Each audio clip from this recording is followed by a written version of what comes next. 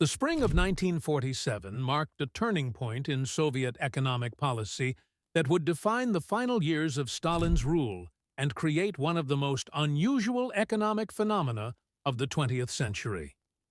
While Western nations grappled with inflation and accepted rising prices as the inevitable cost of growth, the Soviet Union embarked on a radical experiment that ran counter to every principle of market economics.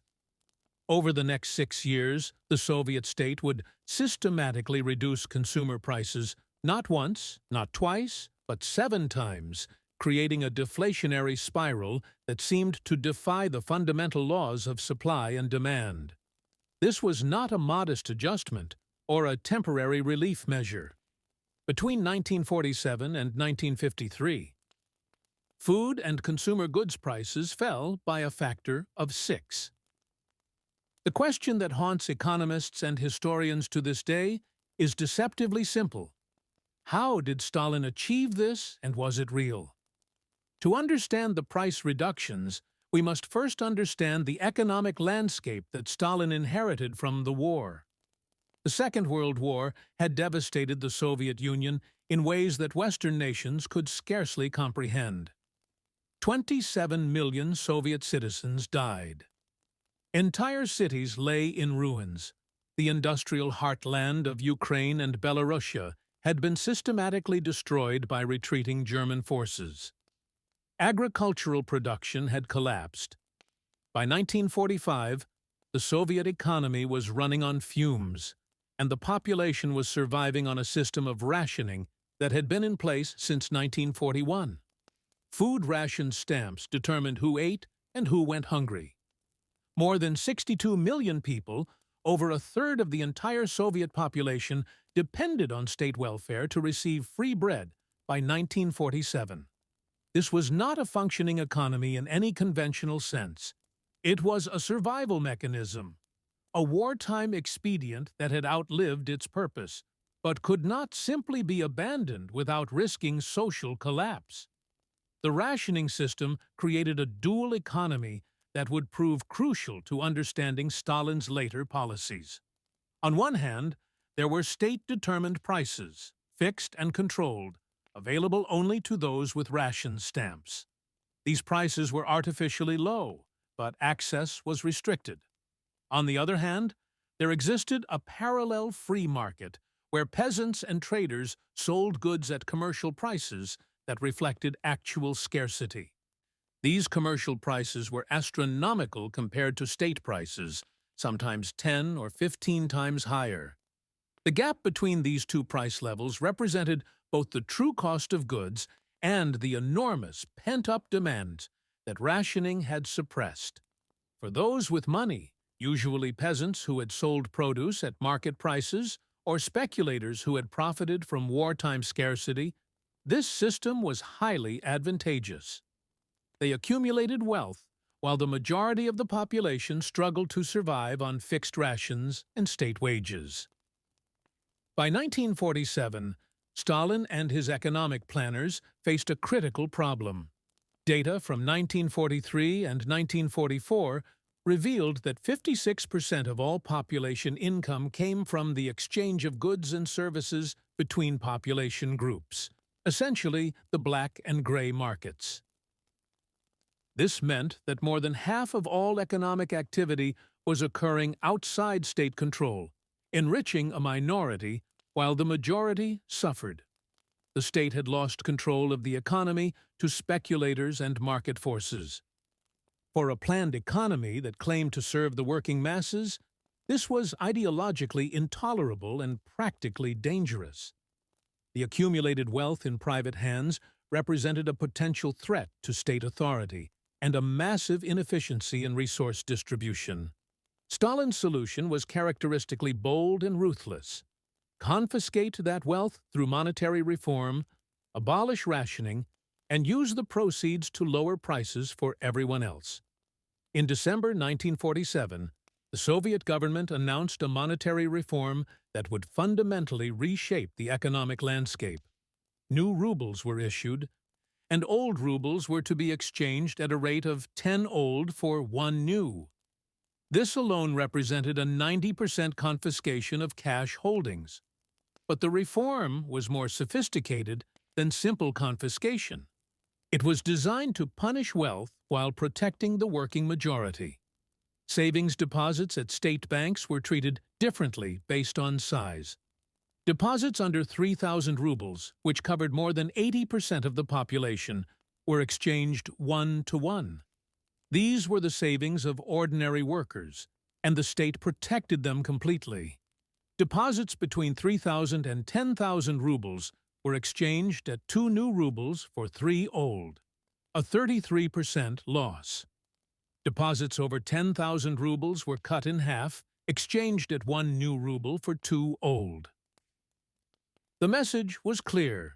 If you had accumulated significant wealth during the war years, the state assumed you had done so through speculation or exploitation, and you would pay for it. The monetary reform was announced simultaneously with the abolition of food rationing stamps and the establishment of unified prices. This timing was not coincidental. The state knew that the currency exchange would provoke anger and resistance. By coupling it with the end of rationing and the promise of lower prices, the government offered a carrot alongside the stick.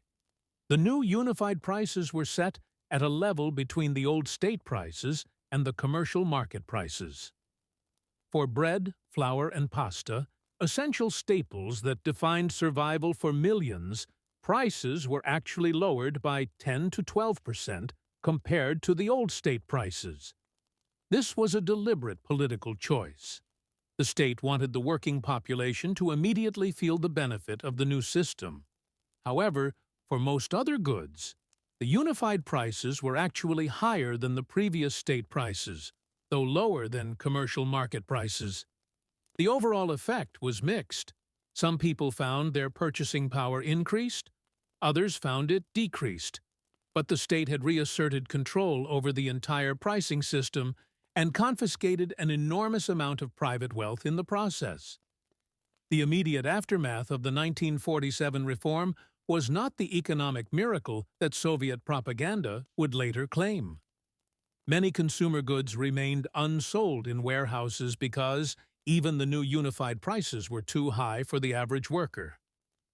Inventories of manufactured goods accumulated while people struggled to afford basic necessities beyond bread and staples.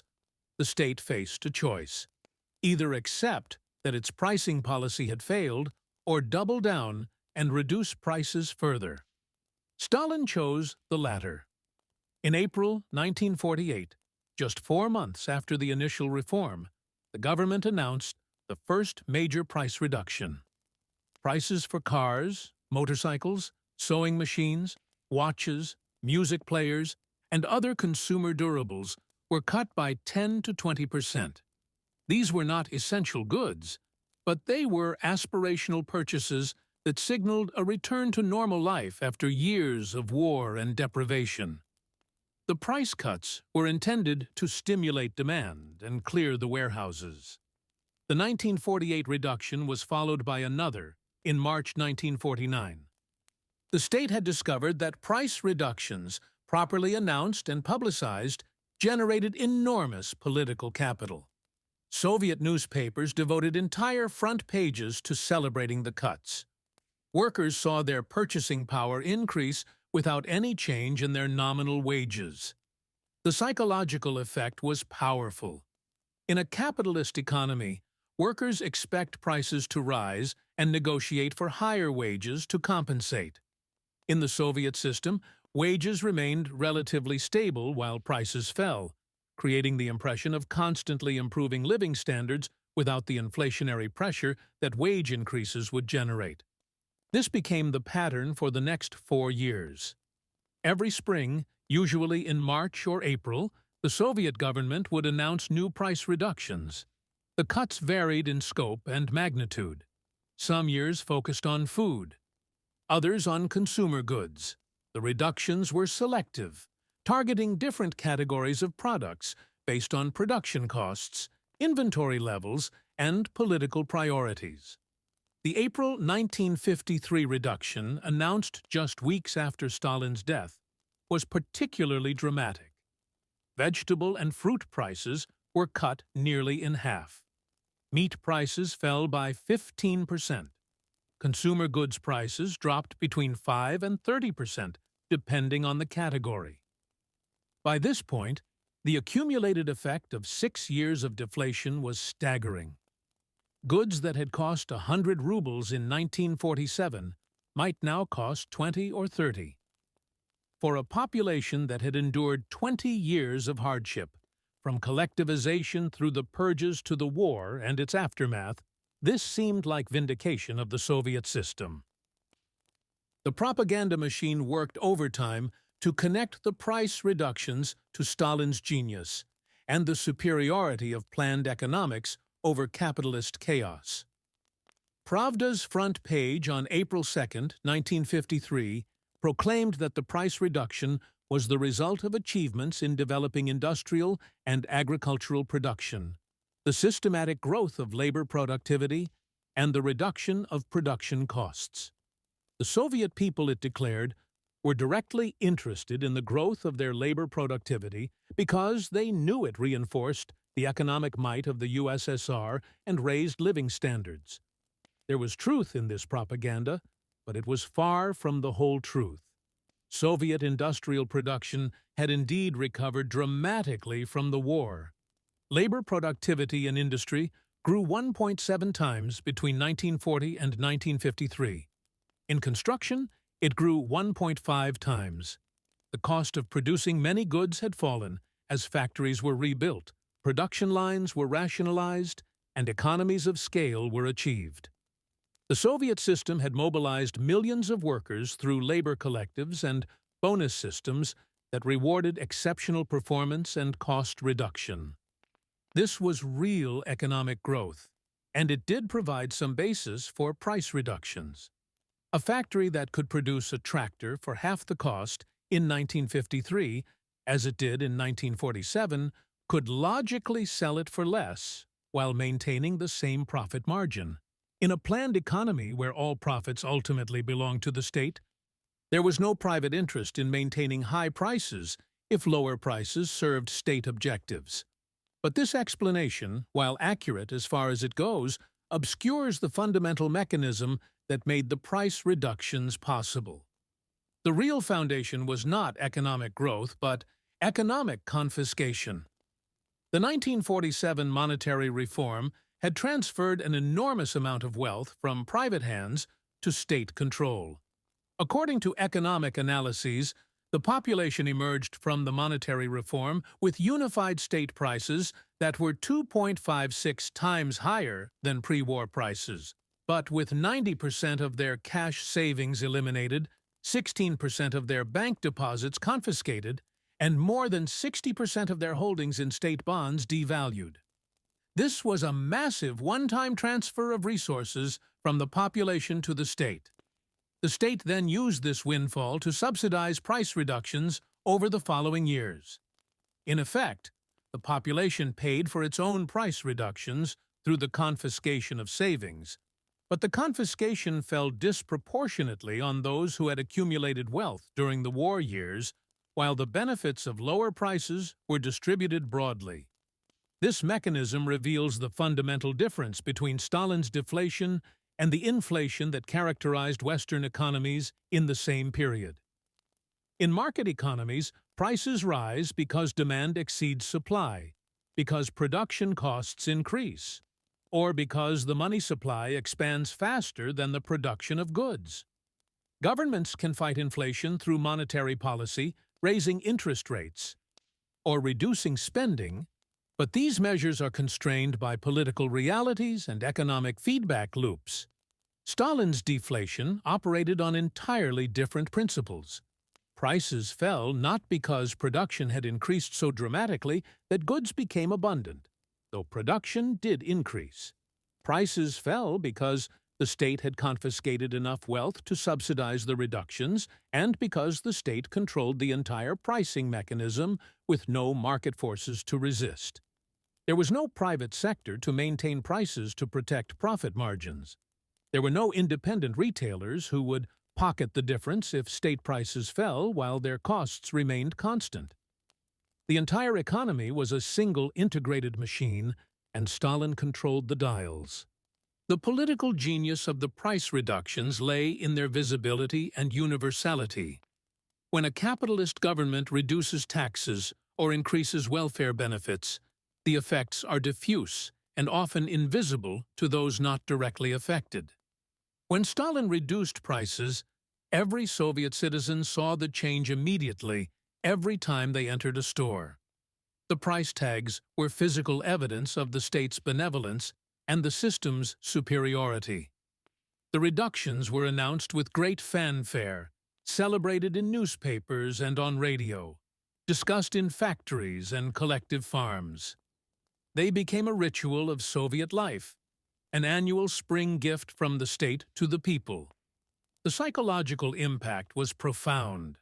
Soviet citizens in the early 1950s genuinely believed their living standards were improving rapidly. And by the narrow metric of purchasing power for consumer goods, they were correct. A worker's salary might remain the same, but each year it could buy more bread, more meat, more clothing, more of everything. Yet this apparent miracle contained deep structural problems that would eventually undermine the entire system.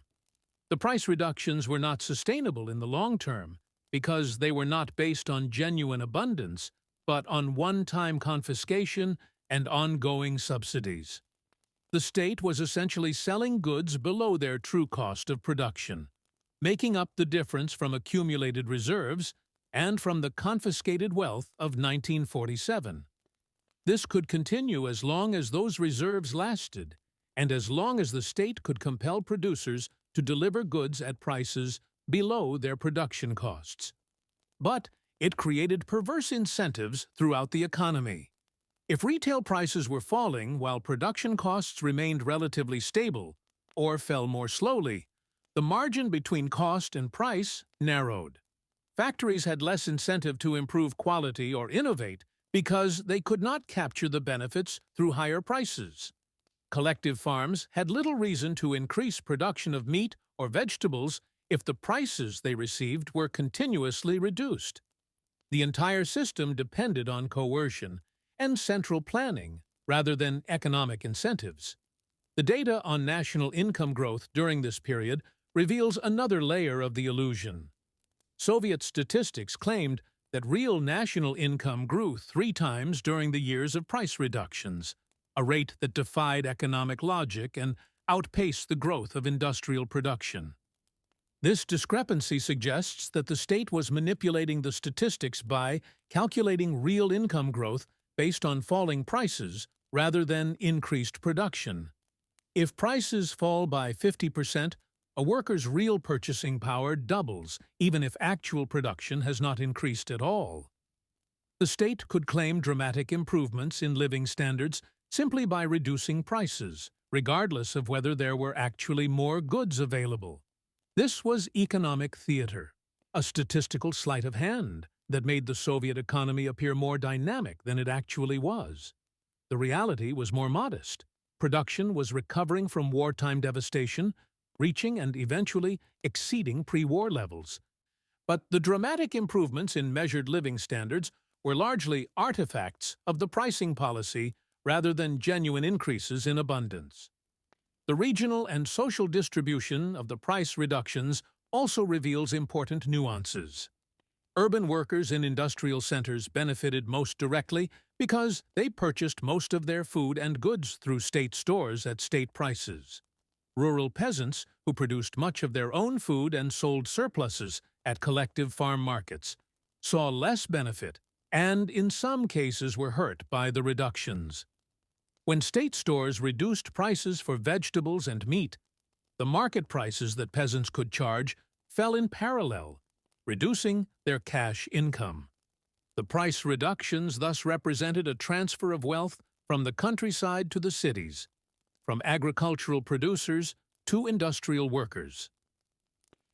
This was consistent with Stalin's broader economic strategy, which prioritized heavy industry and urban development over agricultural investment. The peasantry, which had borne the brunt of collectivization in the 1930s, was once again being squeezed to support urban industrialization. The international context of Stalin's price reductions is equally revealing. The late 1940s and early 1950s were the height of the early Cold War. The Soviet Union was locked in an ideological and geopolitical struggle with the United States and Western Europe. The Marshall Plan was rebuilding Western Europe with American aid. Living standards in the West were rising rapidly during the post-war boom. Stalin needed to demonstrate that the Soviet system could deliver prosperity as effectively as capitalism. The price reductions were a powerful propaganda tool in this struggle. Soviet media contrasted falling prices in the USSR with rising prices in the West, arguing that capitalism inevitably exploited workers through inflation while socialism delivered constant improvements in living standards. This message resonated not only within the Soviet Union, but also among communist parties and sympathizers in Western Europe, Asia, and the developing world. The price reductions became evidence that the Soviet model offered a viable alternative to capitalism, that central planning could outperform market economics in delivering what people actually needed. When Stalin died in March 1953, the system of annual price reductions died with him. The final reduction was announced in April 1953, just weeks after his death. But it had clearly been planned before he died. Nikita Khrushchev, who emerged as the dominant leader after a brief power struggle, recognized that the policy was unsustainable. The reserves accumulated from the 1947 monetary reform were exhausted. Production costs were no longer falling fast enough to support further price reductions without unacceptable subsidies. The perverse incentives created by below-cost pricing were becoming impossible to ignore. Khrushchev initiated a series of economic reforms that moved away from Stalin's deflationary model. Prices were allowed to stabilize and eventually rise in some sectors. Investment was redirected toward agriculture and consumer goods production rather than heavy industry alone. The system of annual price reductions was quietly abandoned, and Soviet propaganda stopped celebrating falling prices as evidence of socialism's superiority. The long-term consequences of Stalin's price reduction policy were complex and contradictory. In the short term, the policy achieved its objectives. It restored state control over the economy after the chaos of the war years. It confiscated wealth from speculators and war profiteers and redistributed it to the broader population. It created a powerful sense of improving living standards that legitimized the Soviet system in the eyes of its citizens. It provided a propaganda victory in the Cold War struggle for hearts and minds. But, in the longer term, the policy created structural problems that would plague the Soviet economy for decades. By divorcing prices from costs and suppressing market signals, it made rational economic calculation impossible. Factories produced goods that nobody wanted because they could not use prices to gauge demand. Shortages and surpluses coexisted because the planning apparatus could not respond flexibly to changing conditions. The entire economy became increasingly rigid and inefficient, unable to innovate or adapt. The price reductions also created expectations that the Soviet system ultimately could not fulfill. Soviet citizens came to expect that living standards would constantly improve, that the state would provide ever more goods at ever lower prices. When this stopped happening under Khrushchev and his successors, when shortages became chronic and quality stagnated, disillusionment set in. The contrast between the propaganda promises and the lived reality of Soviet life grew starker with each passing decade. The memory of Stalin's price reductions became a nostalgic reference point, a golden age when the system seemed to work. when promises were kept. This nostalgia obscured the reality that the price reductions had been a one-time trick, made possible by confiscation and unsustainable subsidies, not by genuine economic dynamism. The question of whether Stalin's price reductions were a propaganda trick or an economic miracle admits no simple answer. They were both and neither. They were real in the sense that prices genuinely fell and purchasing power genuinely increased for most Soviet citizens. A worker in 1953 could buy more with the same nominal wage than in 1947. This was not an illusion or a statistical manipulation, though statistics were certainly manipulated to exaggerate the effect. But the reductions were not a miracle in the sense of representing some superior economic model that had discovered how to create abundance from scarcity. They were the product of specific historical circumstances, the devastation and dislocation of war, the accumulated wealth in private hands that could be confiscated, the totalitarian control that allowed the state to set prices without regard to costs or market signals, and the willingness to accept long-term structural problems in exchange for short-term political gains. Modern economists looking back at Stalin's deflation see it as a cautionary tale about the limits of state control and the dangers of divorcing prices from economic reality. The price reductions worked in the short term because the Soviet state had absolute power and because the population had been so impoverished by war that any improvement seemed miraculous. But they could not be sustained because they violated fundamental economic principles. Prices serve essential functions in any economy. They signal scarcity and abundance. They guide production and consumption decisions. They allocate resources efficiently when allowed to reflect actual costs and values. By suppressing these functions, Stalin's pricing policy created an economy that looked successful on paper, but was increasingly dysfunctional in reality. The shortages, the queues, the shoddy goods, the technological stagnation that characterized the Soviet economy in its later decades all had roots in the Stalinist economic model that prioritized political control over economic rationality. Yet, for those who lived through it, for the generation that survived the war and experienced the price reductions of the late 1940s and early 1950s, the memory remained powerful. They had seen prices fall year after year. They had felt their lives improve in tangible, measurable ways.